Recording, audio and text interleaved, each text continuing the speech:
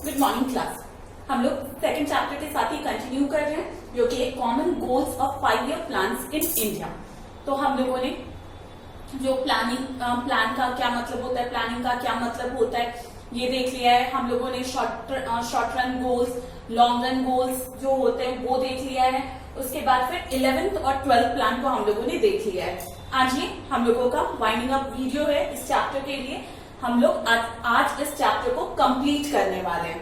तो यहाँ पे हम लोग जिस टॉपिक के साथ आगे प्रोसीड कर रहे हैं, salient features of 5 year plans, यानी कि जो पंचवर्षीय योजनाएं हैं इनकी क्या क्या विशेषताएं हैं। तो सबसे पहले हम लोगों का है डेमोक्रेटिक। डेमोक्रेटिक का मतलब हो जाता है प्रजातांत्रिक। तो यहाँ पे हम लोग जैसा कि जानते हैं, when we are talking about India, जब हम भारत की बात करते हैं तो भारत जो है वो आपका सबसे बड़ा प्रजातांत्रिक या जनतांत्रिक देश है, यानी कि वर्ल्ड का सबसे बड़ा डेमोक्रेटिक कंट्री अगर हम बोलते हैं तो वो इंडिया है। यहाँ पे जो भी होता है, हमारे जो रिप्रेजेंटेटिव होते हैं, जो नेता होते हैं, जो हमें रिप्रेजेंट करते हैं, उन्हें हम चुनते हैं। तो यहाँ पे जो भी कुछ होता है वो जनता के सोच से ही आगे बढ़ता है। जनता किसे अपना प्रतिनिधि चुनती है उसके हिसाब से ही आगे बढ़ता है। तो जब हम डेमोक्रेटिक की बात करते हैं, यहाँ पे जो प्लान भी बनता है, जो 5 ईयर प्लान बन रहा है, जो पंचवर्षीय योजना बन रही है, ये भी लोगों का हित देख के ही बनाया जाता है। ये पूरी तरीके से डेमोक्रेटिक होता है। ये जो जनता होती है, जितने पब्लिक होते हैं, उनको सोच के, उनको देख के बनाया जाता है। उसके बाद फिर है रेगुलेटरी मैकेनिज्म। रेगुलेटरी मैकेनिज्म यानी कि एक रेगुलेट करने के लिए बॉडी है। रेगुलेट करने के लिए बॉडी यानी कि पूरी तरीके से कंट्रोल करने के लिए एक बॉडी है यहाँ पे, जिसे हिंदी में संचालित यंत्र कहते हैं, जो कि राष्ट्रीय विकास परिषद है, यानी नेशनल डेवलपमेंट काउंसिल। यहाँ पे जो भी हम लोगों का प्लान होता है वो बनाया जाता है। उसके बाद फिर नेशनल डेवलपमेंट काउंसिल के साथ इसे अच्छे से देखा जाता है।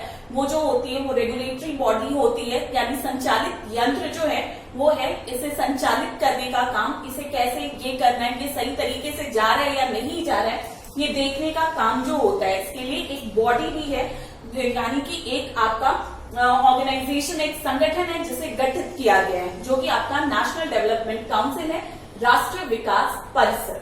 उसके बाद फिर है डिसेंट्रलाइज्ड प्लानिंग। डिसेंट्रलाइज्ड का मतलब क्या होता है? विकेंद्रीयकरण। डिसेंट्रलाइजेशन का मतलब विकेंद्रीयकरण। तो विकेंद्रीकृत योजनाएं। तो यहाँ पे जो भी केंद्रीयकरण, सेंट्रलाइजेशन का मतलब होता है पावर किसी एक के हाथ में रहना। एक के हाथ में अगर पावर रहता है उसे हम सेंट्रलाइजेशन कहते हैं, यानी केंद्रीयकरण कहते हैं। और वही अगर पावर को बांट दिया जाता है, जो भी हमारे हाथ में पावर है, जो भी हमारे हाथ में शक्ति, अगर हम उसे बांट देते हैं उसे डिसेंट्रलाइजेशन कहते हैं। तो यहाँ पे सेंटर में यानी केंद्र के द्वारा योजनाएं बनाई जाती हैं। जो केंद्र सरकार है वो योजना बना रही है, सेंट्रल गवर्नमेंट प्लान्स बना रहे हैं।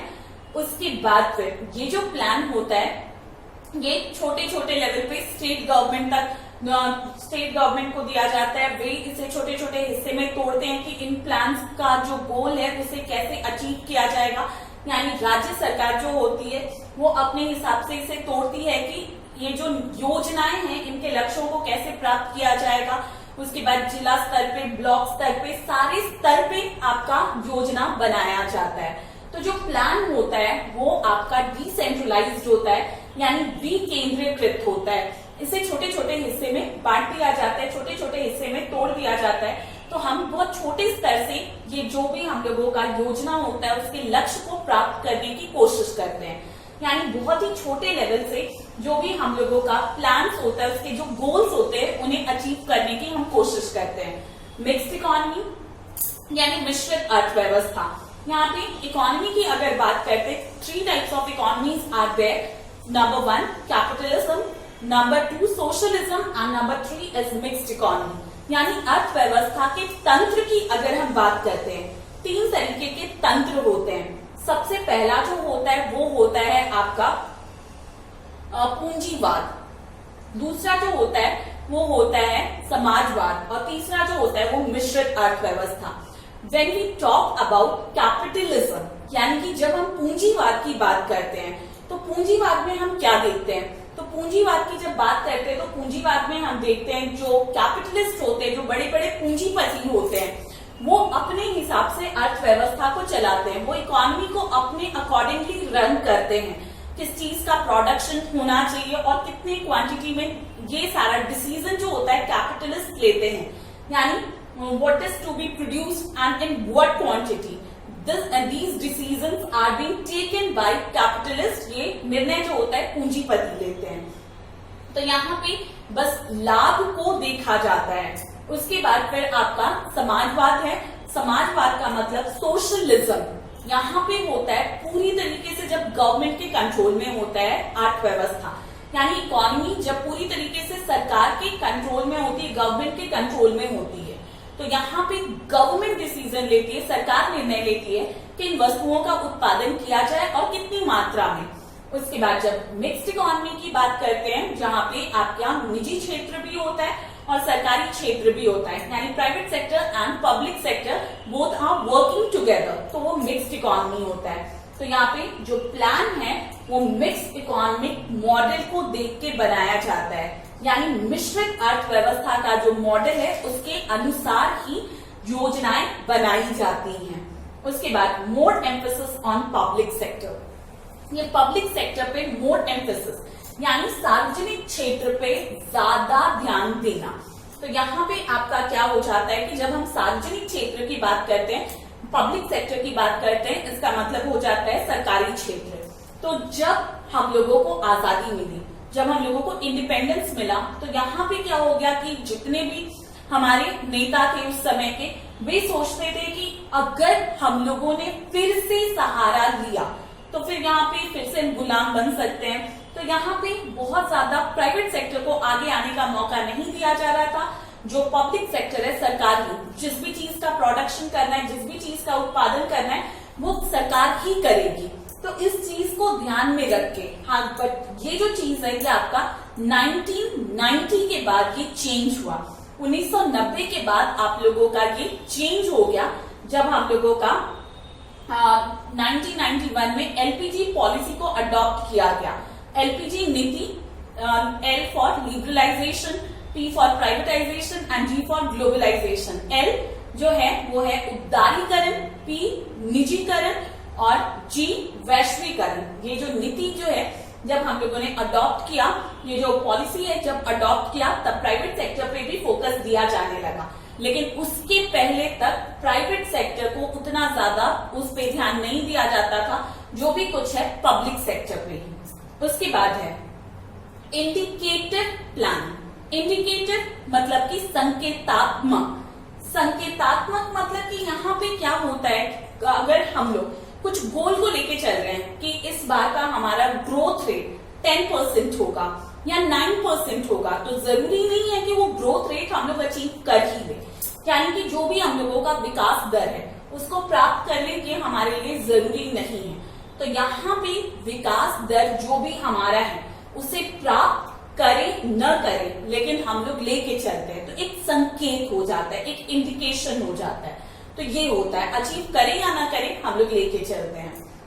मैक्रो डेवलपमेंट अप्रोच, मैक्रो मतलब व्यापक होता है, बड़ा सा एरिया जो कवर करता है उसे मैक्रो कहते हैं। तो यहाँ पे डेवलपमेंट का जो अप्रोच था वो आपका एक बड़ा डेवलपमेंट का अप्रोच लेके चला गया, क्योंकि जब हम बड़े सपने देखेंगे तभी हम ज्यादा ऊंचाई प्राप्त कर सकते हैं। तो यहाँ पे जो आपका विकास जो हम लोग लेके चल रहे थे, हम लोग उसे व्यापक तौर पे लेके चल रहे थे। हमारा जो दृष्टिकोण था वो व्यापक दृष्टिकोण था। उसके बाद को existence of central and state plan, यानी कि जो भी आपका योजनाएं बन रही है वो केंद्र के स्तर पे भी बन रही है और राज्य के स्तर पे भी बन रही है, यानी सेंट्रल गवर्नमेंट जो पूरे के पूरे कंट्री के लेवल पे भी बन रहा है और फिर स्टेट लेवल पे भी बन रहा है। और साथ साथ ये जो है मतलब कि अगर सेंट्रल लेवल प्लान का ये गोल्स है तो इसे कैसे अचीव किया जाए, उसी के अकॉर्डिंगली स्टेट लेवल प्लान्स भी बनते थे या बनते हैं। यानी कि जो आपका केंद्रीय स्तर के जितने भी आपके लक्ष्य होते हैं उन्हें प्राप्त करने के लिए जो छोटे छोटे प्लान्स बनेंगे, योजनाएं बनेंगी आपके राज्य के स्तर पे, वो आपका दोनों का आपस में सामंजस्य बहुत अच्छा था, इनके बीच में कोऑर्डिनेशन बहुत ही अच्छा है। तो ये हो गया हमारा फीचर्स। आगे देखते हैं।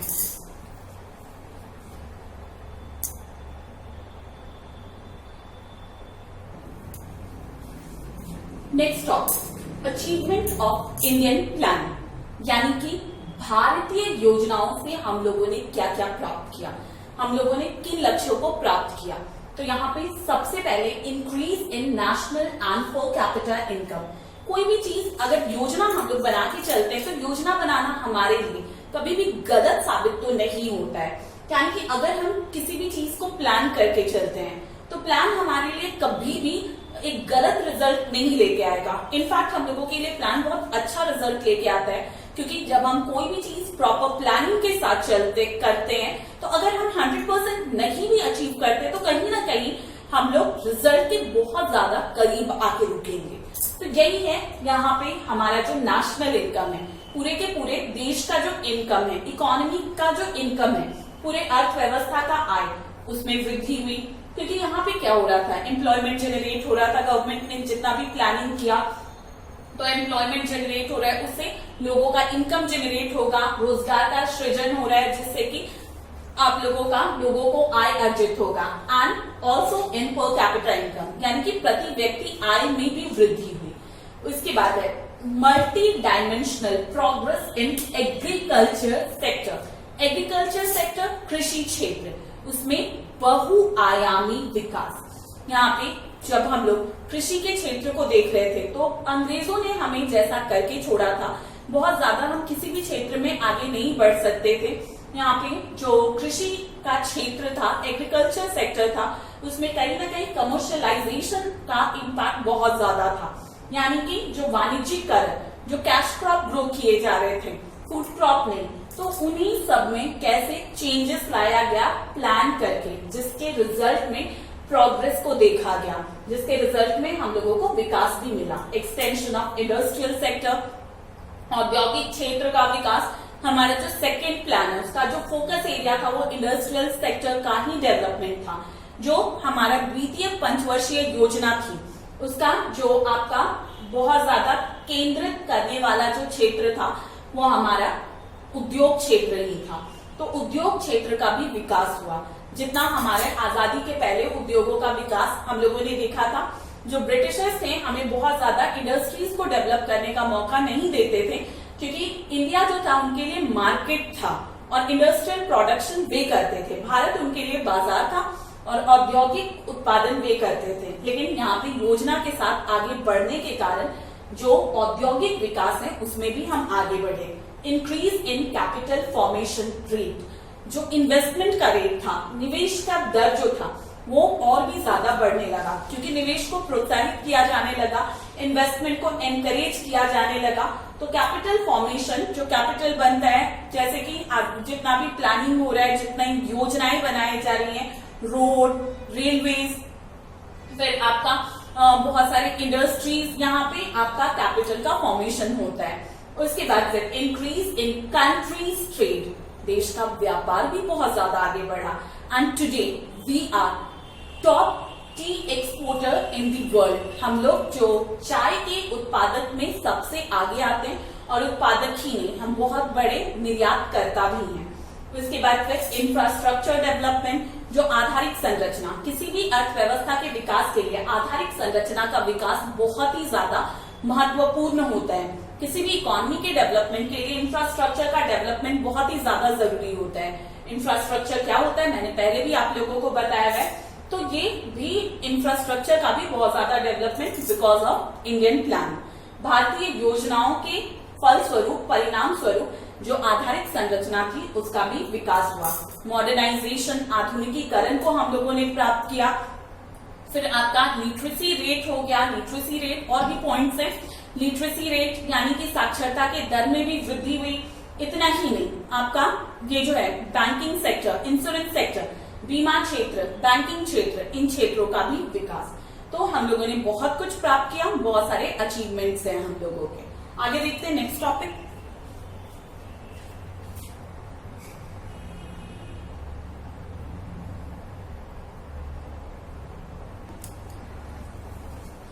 Next topic, failure of Indian planning. Failure, किन किन चीजों को हम प्राप्त नहीं कर सके, क्या क्या हमारी विफलताएं रही, ये हम लोग देखते हैं। तो सबसे पहले slow progress in per capita and national income. No doubt national income और पर कैपिटा इनकम सब में प्रोग्रेस हो तो रहा था, बट प्रोग्रेस का रेट जो होना चाहिए था वो रेट नहीं था। यानी कि जो आपका प्रति व्यक्ति आय है और राष्ट्रीय आय है, उसके विकास के दर में, विकास का दर जो था वो बहुत ही ज्यादा धीमा था। यानी कि लोगों का जो प्रति व्यक्ति आय था वो भी बढ़ रहा था, देश का राष्ट्रीय आय भी बढ़ रहा था, पर बढ़ने का जो दर था वो उतना ज्यादा अधिक नहीं था। ये जो रेट था, रेट ऑफ प्रोग्रेस, वो बहुत ही ज्यादा कम था। जो रेट हम लोग अचीव करना चाहते थे, हम लोग उस रेट को अचीव नहीं कर पा रहे थे। नेक्स्ट है रीजनल इम्बैलेंसेस, यानी कि क्षेत्रीय विषमताएं। तो यहाँ पे हम लोग देखते हैं कुछ एरियाज जो हैं वो बहुत ज्यादा डेवलप्ड हो गए, जैसे कि आपके दिल्ली, मुंबई, ये सारे एरियाज का अगर हम बात करते हैं तो बहुत ज्यादा डेवलप्ड हैं। और कुछ एरियाज जैसे कि बिहार अभी भी बीमारू स्टेट में आता है। तो ये सारा हम लोग देखते हैं, कुछ क्षेत्र को बहुत ज्यादा रिसोर्सेज मिल रहे थे, इंफ्रास्ट्रक्चर्स मिल रहे थे, बहुत सारे साधन, बहुत सारे आधारिक संरचनाएं, पर कुछ क्षेत्र बहुत ज्यादा पीछे चले गए थे। तो यहाँ पे क्षेत्रीय विषमताएं भी देखने को मिल रही थी, रीजनल इम्बैलेंसेस भी हम लोगों को देखने को मिल रहा था। तो प्लानिंग के अकॉर्डिंगली एग्जैक्टली हम लोग अचीव नहीं कर पा रहे थे। योजना के अनुसार जो भी हमें प्राप्त करना था उसे पूरी तरीके से हम प्राप्त नहीं कर पा रहे थे। नेक्स्ट है इंक्रीज इन अनएम्प्लॉयमेंट, बेरोजगारी में वृद्धि हुई जा रही थी। यहाँ पे पॉपुलेशन का प्रेशर बहुत ज्यादा है, यानी कि आपका जनसंख्या का जो दबाव है वो अर्थव्यवस्था पे बहुत ज्यादा, और उसके हिसाब से आप लोगों का जो लोगों को रोजगार देना है, लोगों को एम्प्लॉयमेंट प्रोवाइड करना है, ये हम लोगों का पॉसिबल नहीं हो पा रहा था 5 ईयर प्लान्स में। उसके बाद इंक्रीज इन इकोनॉमिक डिस्पैरिटीज, यानी कि आर्थिक विषमताओं का बढ़ना। यहाँ पे जो अमीर हैं वो और ज्यादा अमीर होते जा रहे थे और जो गरीब हैं और ज्यादा गरीब। तो इनकम का जो लेवल है उसके बीच का डिफरेंस जो है वो बहुत ज्यादा बढ़ गया था। यानी कि जो भी आय का स्तर था उसके बीच में जो गैप होता है, जो अंतराल होता है, वो बहुत ज्यादा बढ़ गया था। तो ये हम लोगों का, ये भी हम लोग अचीव नहीं कर पा रहे थे। उसके बाद है इकोनॉमिक इंस्टेबिलिटी।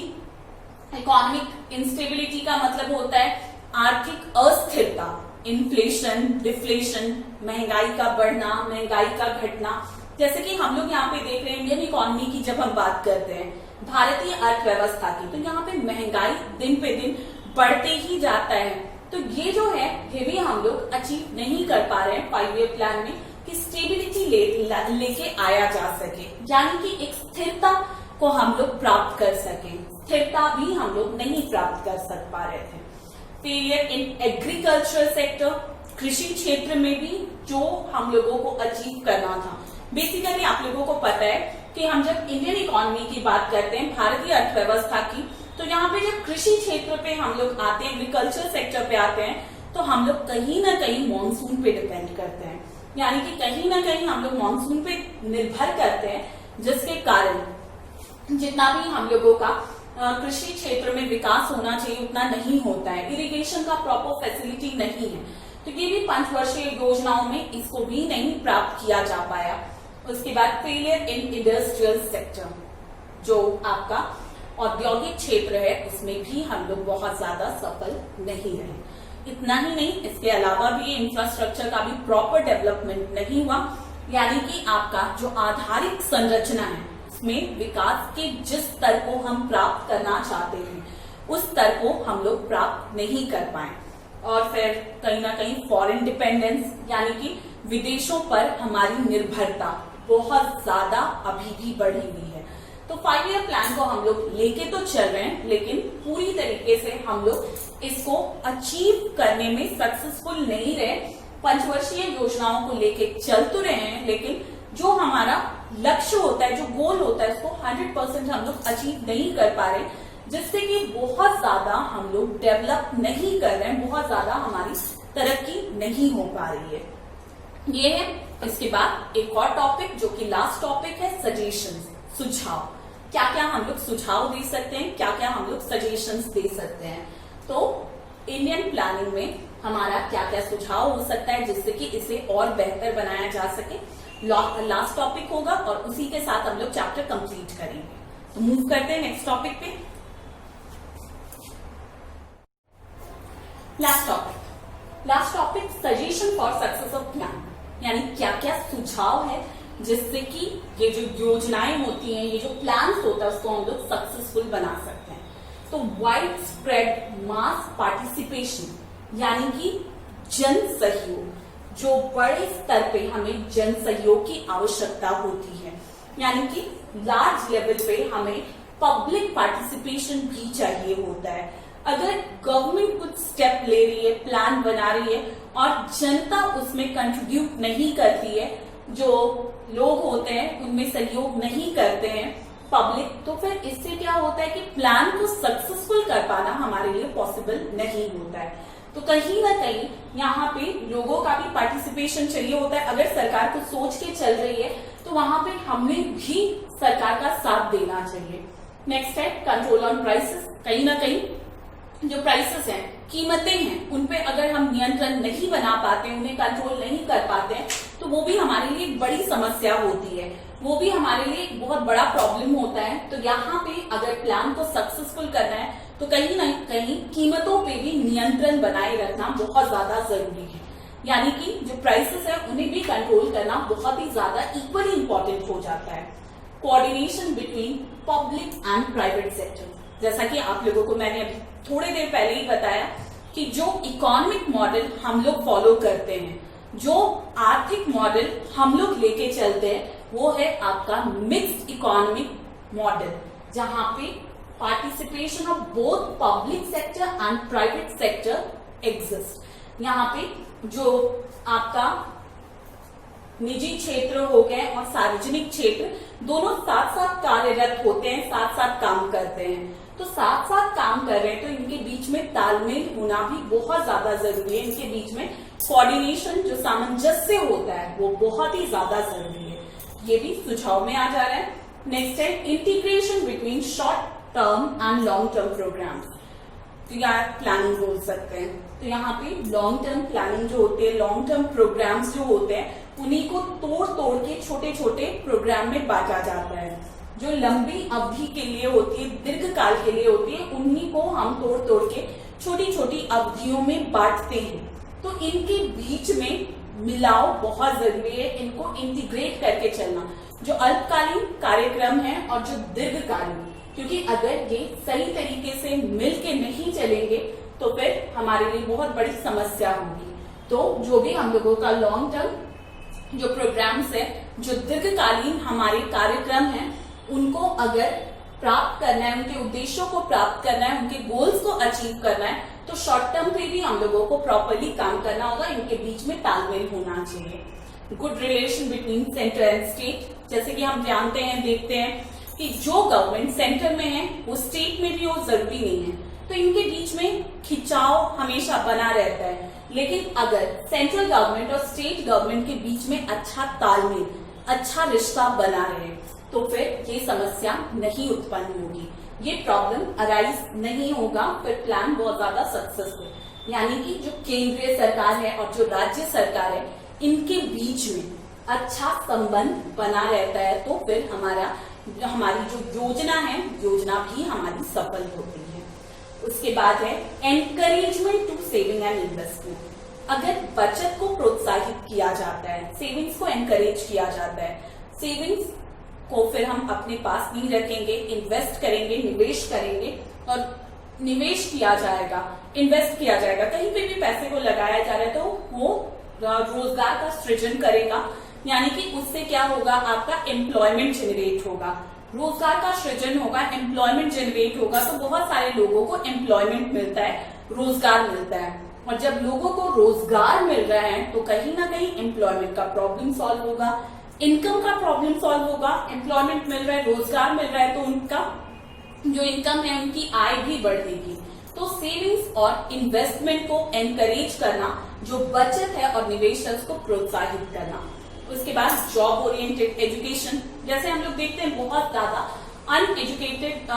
एजुकेटेड अनएम्प्लॉयमेंट का रेट बहुत ज्यादा हाई है, यानी शिक्षित बेरोजगारी का जो स्तर है, दर है, बहुत ज्यादा ऊंचा है। अगर यही हम लोग एजुकेशन जो है यानी कि जो शिक्षा है उसको अगर इस तरीके से प्लान किया जाता है, एजुकेशन को इस तरीके से प्लान किया जाता है कि लोगों को जो भी एजुकेटेड है सबको जॉब मिल जाए, क्या वो लोग अपने से भी कुछ कर सके, तो ये बहुत अच्छा होगा। तो अभी आपका न्यू एजुकेशन पॉलिसी जो है, नई शिक्षा नीति इसी के अकॉर्डिंगली बनाई गई है। उसके बाद पॉपुलेशन कंट्रोल, ये लास्ट पॉइंट नहीं है, मेरे ख्याल से फर्स्ट पॉइंट होना चाहिए, क्योंकि जो पॉपुलेशन होता है, जो जनसंख्या है, उसी का दबाव कहीं ना कहीं अर्थव्यवस्था पे बहुत ज्यादा पड़ता है। पॉपुलेशन का प्रेशर इकोनॉमी पे बहुत ज्यादा पड़ता है और जो हमारे डेवलपमेंट को हैम्पर करता है, हमारे विकास को बाधित करता है। तो ये हो गया हमारा सजेशंस, सुझाव। इसी के साथ हम इस चैप्टर को कंप्लीट करते हैं। नेक्स्ट क्लास हम लोग चैप्टर नंबर 3 पे मूव करेंगे। Thank you class.